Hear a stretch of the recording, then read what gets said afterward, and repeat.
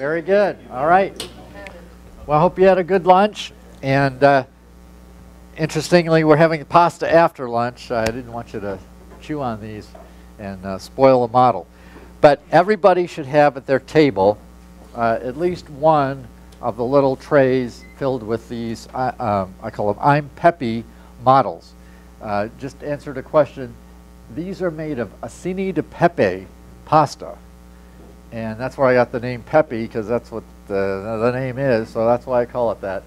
And also, I bought the various types of pasta in Denver, San Antonio, and Aiken, South Carolina.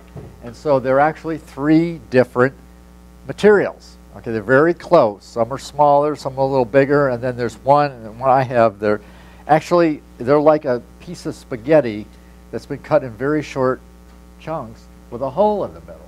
Okay, some of you may have those as well as I. So they're very close, but they're not exactly the same. Almost all, except I think for this one, are about 2,200 parts per million. Okay, I've designed them so that they're about that, and they will produce interesting results. That's less than the 10,000 we talked about is kind of the magic number of being a trace element. So we will get the various types of Poisson distributions that we saw earlier this morning. And that depends on the size of your sampling device. Now, we just gave this recently in Aiken we had a whole new batch of new hire young engineers. And one of the things I had to tell them was how to do it, because as I mentioned, you can goof it up, okay? And it doesn't goof it up that badly, but it does bias, okay? So we'll talk about that. Everybody should have a tray with at least 4 different sizes of sampling devices, or teaspoon, tablespoons, whatever. The largest is a tablespoon, although I think these guys have about a 25,000 part per million, so about 2.5% model. So they're going to get different results than the rest of you. And the largest one, the tablespoon, will get a lot of sample. It'll get, hopefully, a lot of the little either red or green particles that are the contaminants, or I call them hits, that we are looking for. Now, you should also have several plates, okay?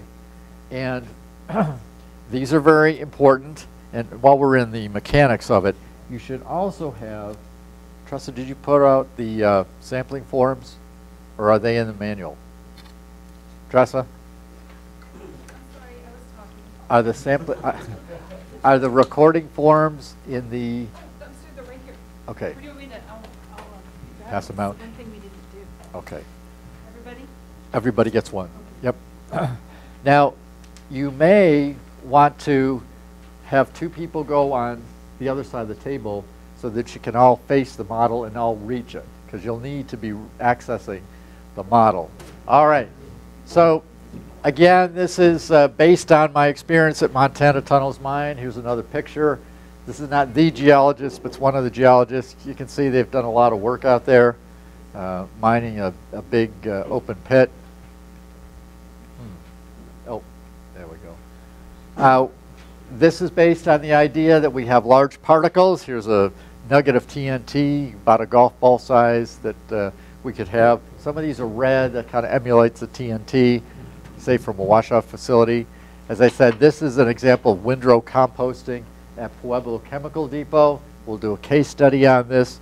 This is where I was worried about finding those potentially undegraded nuggets of TNT.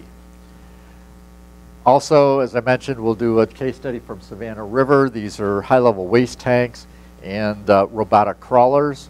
Very interesting site, doing radionuclide characterization.